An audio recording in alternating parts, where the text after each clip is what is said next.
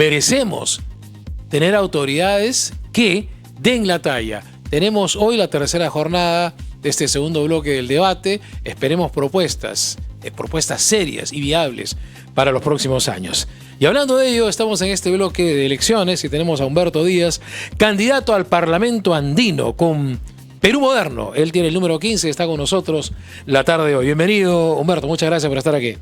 Gracias, Héctor Felipe, acá para responder todas las inquietudes sobre el Parlamento Andino, que mucha gente no lo sabe, que es un organismo internacional realmente.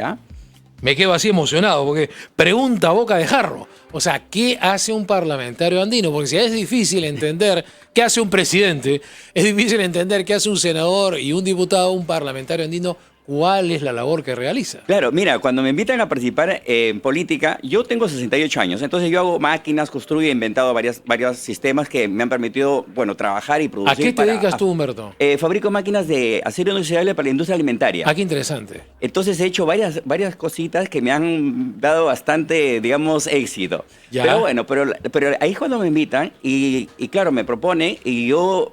Me gustó el tema de Parlamento Andino porque es un organismo para integrar, para que los 5 países a los que yo ya exporto mis máquinas a esos países, poder ahora ir de cerca y poder más que todo trabajar con las asociaciones y comunidades para poder compartir los conocimientos del Perú, hermano. O sea, llevar conocimientos, ciencia y tecnología a la comunidad andina. ¿Cuáles son los 5 países que pertenecen al Parlamento Andino? Tenemos a Chile, Bolivia, Perú, Ecuador y Colombia. Perfecto. Y hacen 130 millones de habitantes. Y estaba Venezuela hasta hace Estuvo unos Venezuela, años. Sí. Pero mira... Por circunstancias. Circunstancias de Chávez. Sí. Pero la ironía es que en Venezuela termina la cordillera de los Andes. Por Sí. eso se llama bloque andino. Sí. Entonces nace en Chile y termina en Venezuela. Pero bueno, pronto va a regresar a Venezuela, de hecho. Esperemos que sea así. Entonces estamos hablando de Perú, Bolivia, Chile, Ecuador y Colombia. Ecuador y Colombia. Y faltaría Venezuela. Faltaría Venezuela. Y tú sabes que, perdona, de repente me estoy adelantando, mira. Sí, dale. Tú sabes que donde se hacen las reuniones es en Colombia, en Bogotá. Sí. No se hace en Perú. Sí. En Perú acá hay una oficina pequeña, pero en Colombia se hacen las verdaderas, hay reuniones donde se juntan los 25 candidatos o los 25 integrantes del Parlamento Andino. Ahí se juntan. ¿Tú estarías en Colombia o tendrías...? Habría oficina en Perú, Sí, pero... físicamente en Perú. Sí, en las reuniones fundamentales Sí. tenemos que estar en Colombia. Y en persona, no a En través persona, de una videollamada. Y además, mira, si yo decidí meterme a la política, y sobre todo en el Parlamento Andino, yo quiero ir para aportar, porque hace un tiempo hubo muchos incendios forestales. Entonces, cuando yo te hablo de ciencia y tecnología, yo fabrico máquinas, pero antes de ello, yo me dediqué mucho a la industria química y hice, en 1992, presentaciones sobre la tecnología ignífuga, sobre el retardante de fuego, que sirven para detener el fuego en pleno proceso sin usar extintores. O sea, productos inocuos. ¿Cómo se hace eso? O sea, estás Sí, en un mira, incendio forestal y ¿cómo lo 1992 manejas? Hice Sí. pruebas con la Asociación de Extintores, Fabricantes de Extintores de Perú, con Ya. los bomberos, con INDECI, que son los organismos adecuados para esto. Entonces, ¿qué sucede? Cuando sucede un incendio, normalmente se produce un chispazo. Entonces, todos los productos que hay alrededor son comburentes. O sea, Claro. la cortina, el papel, el Inflamables. cartón, todos son inflamables Exacto. o comburentes. O sea, Correcto. combustionan. Sí. Entonces, pero si hubiera un producto que a tu cortina lo roceas con ese producto ignífugo, cuando sucede el chispazo o el fuego, ya no se prende. ¿Ah, sí? O Se sea, tiene corta. una cobertura. Sí, exactamente. Cuando recibe el calor, se convierte en cristales iónicos que bloquea al fuego. Y en ese caso, ¿atenúa o bloquea automáticamente? No, atenúa. O sea que se carboniza, si persistiera el calor, se carboniza, pero no se inflama. Claro. A eso se llama ignífugo, o sea, no hay ignición. Claro. Esto se llama ignífugo, o sea, no hay fuego. ¿Es como Ignición lo que fuego. es como lo que se usa en el extintor también? No, el extintor Es sirve otra para cosa. apagar. Claro, el extintor es otro, es CO2, Ajá. que es un gas carbónico. Bueno, son polvos, Sí. hay varios tipos, hay Sí. tres tipos de extintores. De extintores. Hay de agua, de polvo Sí. y de espuma. Sí. Entonces, de acuerdo a la característica del incendio, se usa tal determinado. Si es combustible, es espuma. Y si se está incendiando un carro, tienes que usar el de polvo. Sí.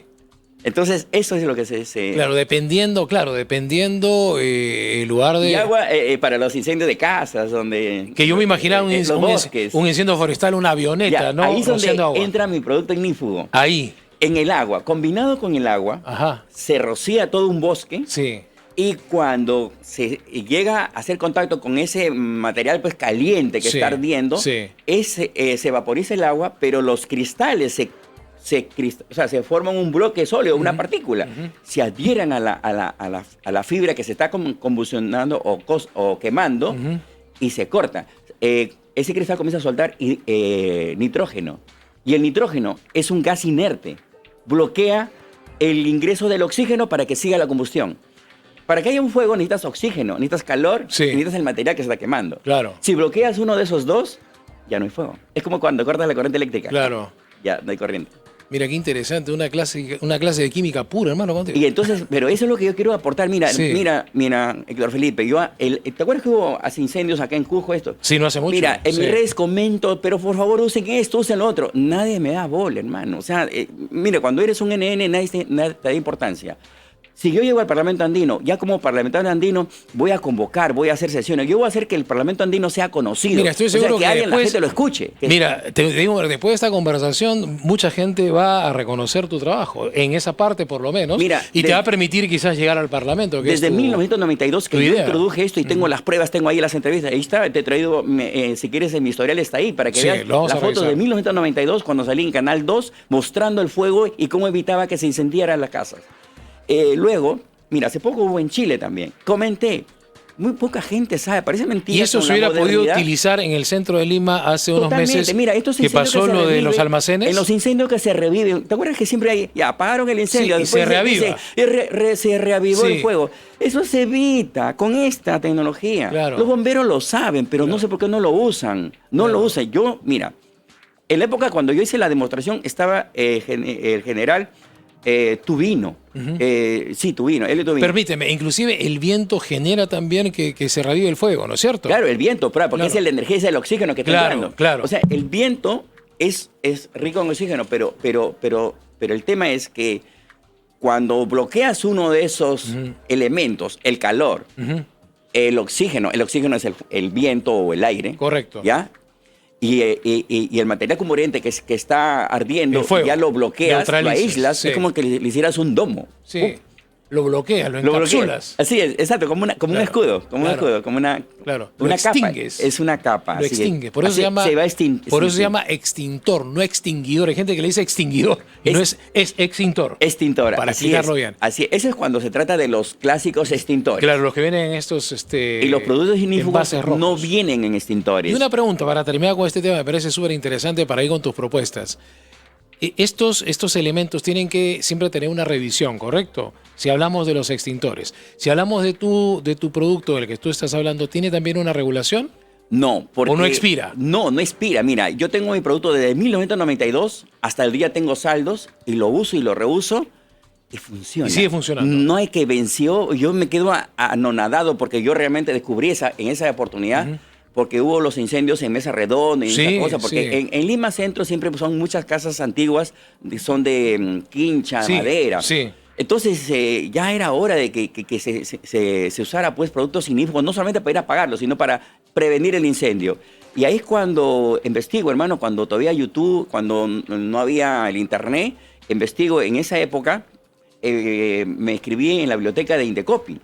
Entonces ahí comienzo a averiguar cómo se puede evitar un fuego y comienzo a tener más contacto. Para ello, yo ya, en mi época de joyero, yo he sido un joyero que ganó premios. ¿También has sido joyero? Claro, yo he sido relojero, joyero. ¿No has sido locutor de radio? No. ¿Te faltó? Entonces, ¿qué sucede? Cuando soy joyero, Sí. entro en contacto con muchos productos químicos. Mira, el joyero realmente es un tipo genial, el joyero, porque tiene contacto o tiene la opción de practicar con diversas tecnologías. Hace metalurgia, hace fusión, fundición, crea metales, usa metales preciosos, de verdad. Tú sabes que un joyero te puede hacer oro falso. O sea, esa es pura aleación, esa es metalurgia.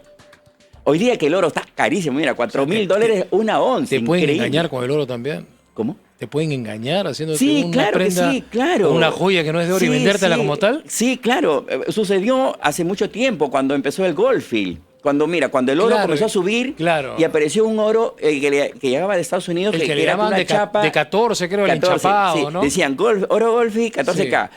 Pero no es que era sólido, sino era una capa, 20 ¿Y qué micrones. tenía dentro? Otro metal. Otro metal, claro.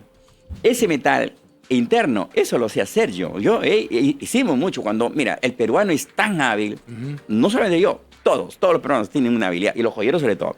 ¿Qué sucede? Cuando comenzó a subir el oro, la gente comenzó a vender sus joyas. Ya no compraba joyas en oro. Claro. Pero entonces... A capitalizarse. Exacto. Pero luego, ¿qué pasó? Que había que mantener una moda. La moda era la joyería. Entonces, ya, entró la joya de Estados Unidos, el oro de 14 quilates se llama Goldfield. Sí. Ya, ese Goldfield se puso de moda. Y entonces los peruanos, los joyeros peruanos, uy, qué pena, ¿y ahora qué hacemos? Entonces, a alguien Se le ocurrió. se le ocurrió hacer la aleación. A Humberto Díaz. Sí, Humberto se le ocurrió hacer la aleación y la hice. Y mira, a raíz de ello volví a tener trabajo a través de hacer mis joyas ya económicas, baratas, Claro. porque el golf es más económico. Sí, pero ya yendo Pero parecía oro. puntualmente a tus propuestas como parlamentario andino, específicamente hacer tratados multinacionales, tratados con los gobiernos de los países que tú mencionas, que son 5, y que pertenecen a todo el ande de la parte andina de nuestro país. Pero ¿qué propuestas llevarías tú, por ejemplo, como peruano, ¿no? Como representante del Parlamento Andino en Perú? Para el Parlamento Andino tengo varias propuestas puntuales. Una, en el tema de mi fabricación de la máquina de acero inoxidable para la industria alimentaria, en la cual es una problemática muy típica, ya sea en Perú, o como en Bolivia, o como en Colombia, Ecuador y Chile. Las pymes. Las pymes en este momento están con un gran problema por el tema de la importación de maquinaria de China. De China viene baratísimo todo y todo el mundo dice, no, ¿para qué vamos a crear si de China lo compras y bien? Entonces, lo que yo quiero hacer es mantener vivos los maquicentros, centros de producción donde personas que quizás busquen como un emprendimiento hacer una pyme en fabricación de máquinas, solamente teniendo la idea. Pero en el maquicentro, ahí te lo van a elaborar. Y ahí van a tener trabajo los que ahora, hoy día, están teniendo falta de trabajo, justamente falta de pedidos. ¿Por qué? Porque ¿para qué vas a comprar una máquina a un fabricante peruano que vale 5.000 soles si esa misma máquina se la puedes conseguir por 500 soles de China? Sí, pues. Entonces por esa razón, los fabricantes peruanos, la industria peruana está en una crisis total. Héctor Felipe, no sé si lo sabe. Nadie se habla de ello. Hay una crisis enorme en el campo. Mira, Gamarra también lo tienes. La entrada de ropa ha permitido, con ese dumping que tiene de precios... El ingreso de ropa de China. El gobierno de Chino protege de ese tema. Es mucho más barato. Baratísimo. Entonces puedes conseguir... Es increíble, cosas de 2 soles, 5 soles. Una prenda de vestir en 2 soles. Entonces no puedes competir con una fibra textil peruana que, mira, ¿cuánto tiempo tiene para sembrar el algodón, para cosechar ese algodón, luego procesarlo, y algodón de primera, en tela, algodón y para Pima, luego coserlo? ¿Y acaso el sueldo acá vale $30 como vale en China? En China, en los sitios rurales, vale $30. Claro, en Pekín, bueno, en los sitios modernos, sí, claro, los sueldos son importantes. Pero en los sitios rurales los sueldos son baratísimos. Por eso que fabricar en China es baratísimo. Sí. $30 al mes. Humberto, vamos a tener que seguir conversando en otra ocasión. Por favor, así, rapidito, que marcar el número 15 del Parlamento Andino a la cámara número 1, por favor. A la 1, acá Humberto, acá, a la 1. Acá. Amigos de la costa, de la sierra y la selva, ¿sabías que tú puedes votar por un parlamentario andino? Igual, no importa en qué rincón de Perú te encuentres, puedes votar por un parlamentario andino. Y bueno, te recomiendo a Humberto Díaz Cieza, el número 15 de Perú Moderno. Gracias, Humberto. Un fuerte abrazo. Ya estaremos conversando en otra ocasión.